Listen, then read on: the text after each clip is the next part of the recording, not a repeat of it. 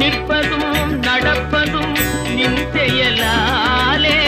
நிற்பதும் நடப்பதும் நின் செயலாலே, நினைப்பதும் நிகழ்வதும் நின் செயலாலே, நினைப்பதும் நிகழ்வதும் நின் செயலாலே, கற்பதெல்லாம் உந்தன் கனிமொழியாலே,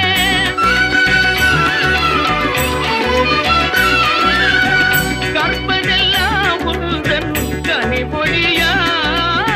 காண்பதெல்லாம் உந்தன் கண்விழியாலே, காண்பதெல்லாம் உந்தன் கண்விழியாலே, கற்பனை என்றாலும் கற்சிலை என்ற